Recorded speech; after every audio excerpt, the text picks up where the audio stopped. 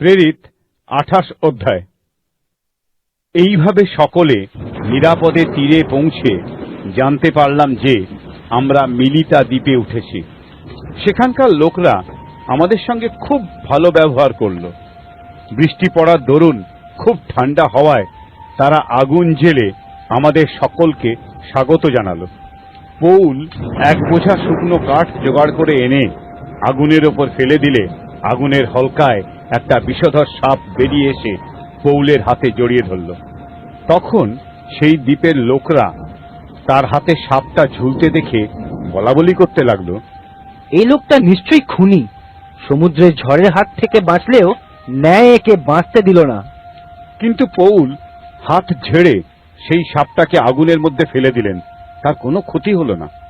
এই ব্যাপার দেখে তারা মনে করল হয় পৌলের শরীর ফুলে উঠবে, নয়তো তিনি হঠাৎ মারা যাবেন।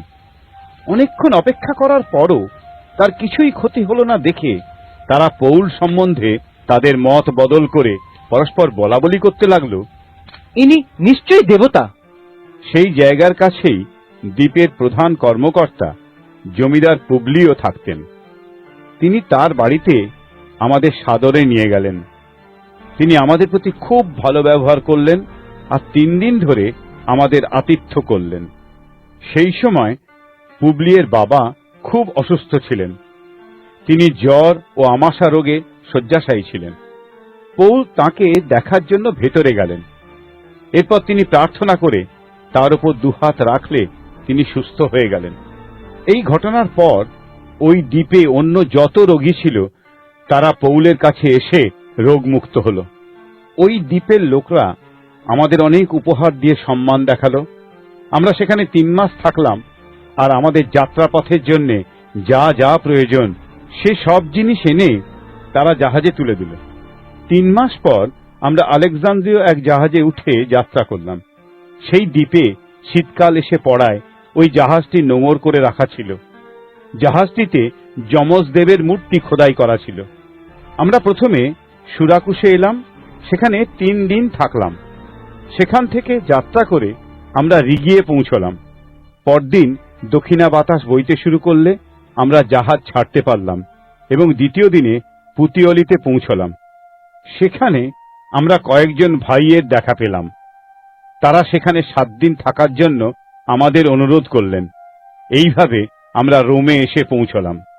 রোমের ভাইরা আমাদের কথা জানতে পেরে আপ্পিয়ের বাজার ও 3 সরাই পর্যন্ত এগিয়ে এসে আমাদের সঙ্গে দেখা করলেন। তাদের দেখে পৌল ঈশ্বরকে ধন্যবাদ দিলেন ও উৎসাহ বোধ করতে লাগলেন। রোমে পৌল একা থাকার অনুমতি পেলেন, কিন্তু একজন সৈনিককে তার প্রহরায় রাখা হল। 3 দিন পর তিনি ইহুদিদের প্রধান প্রধান লোকদের এক সভায় আহ্বান করলেন।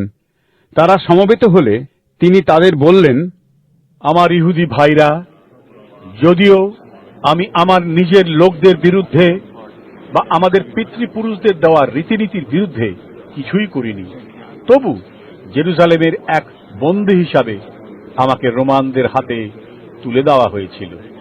তারা আমার বিচার করে আর মৃত্যুদণ্ডের যোগ্য কোনো দোষ আমার মধ্যে না পেয়ে আমাকে মুক্তি দিতে চেয়েছিল।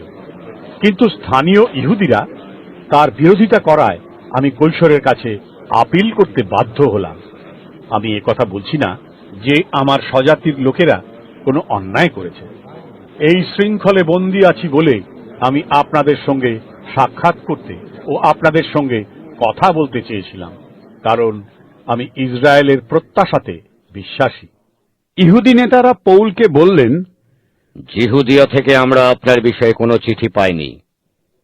ভাইদের মধ্যে থেকেও কেউ এখানে এসে আপনার বিষয়ে খারাপ কোনো খবর দেয়নি বা কথাও বলেনি। কিন্তু আপনার মত কি তা আপনার মুখ থেকেই আমরা শুনতে চাই, কারণ এই দলের বিষয়ে আমরা জানি যে লোকেরা সর্বত্র এর বিরুদ্ধে বলে থাকে। পরে তারা একটা দিন স্থির করে সেই দিনে অনেকে তার বাসায় এলেন। সকাল থেকে সন্ধ্যা পর্যন্ত তিনি তাদের কাছে ঈশ্বরের রাজ্যের বিষয়ে বললেন, বোঝালেন ও সাক্ষ্য দিলেন। মোশির বিধি ব্যবস্থা ও ও ভাববাদীদের গ্রন্থগুলি থেকে তিনি যিশুর বিষয়ে তাদের বোঝাতে চেষ্টা করলেন। তার কথায় বেশ কিছু ইহুদি বিশ্বাস করল, আবার অনেকে তা বিশ্বাস করল না। এইভাবে তাদের মধ্যে মতের মিল না হওয়ায় তারা যে যার মতো চলে যেতে শুরু করল। তাদের যাবার আগে পৌল তাদের এই কথাটি বলেছিলেন, পবিত্র আত্মা ভাববাদী যিশায়ের মাধ্যমে আপনাদের পিতৃপুরুষদের উদ্দেশ্যে ভালোই বলেছিলেন, যেমন, এই লোকদের কাছে যাও আর তাদের বলো, তোমরা শুনবে আর শুনবে, কিন্তু তোমরা বুঝবে না। তোমরা কেবল তাকিয়ে থাকবে, কিন্তু দেখতে পাবে না, কারণ এই লোকদের অন্তঃকরণ অসাড় হয়ে গেছে। তাদের কান আছে বটে, কিন্তু তারা শুনতে পায় না। এই লোকরা সত্যের প্রতি চোখ বুজে রয়েছে। এইসব ঘটেছে যাতে লোকরা তাদের চোখ দিয়ে দেখতে না পায়, তাদের কান দিয়ে শুনতে না পায় ও হৃদয় দিয়ে উপলব্ধি না করে। এইসব ঘটেছে যেন তারা আমার কাছে ফিরে না আসে, পাছে আমি তাদের আরোগ্য দান করি। তাই ইহুদি ভাইরা, আপনারা জেনে রাখুন, ঈশ্বরের দেওয়া এই পরিত্রাণ অ-ইহুদিদের কাছেও পাঠানো হলো, আর তারা তা শুনবে। পৌল তার নিজের ভাড়া বাড়িতে পুরো 2 বছর থাকলেন। যত লোক তার সঙ্গে দেখা করতে আসত, তিনি তাদের সকলকে সাদরে গ্রহণ করতেন। তিনি সম্পূর্ণ সাহসের সাথে ঈশ্বরের রাজ্যের বিষয়ে প্রচার করতেন। তিনি প্রভু যীশু খ্রিস্টের বিষয়ে শিক্ষা দিতেন এবং কেউ তাকে প্রচারে বাধা দিত না।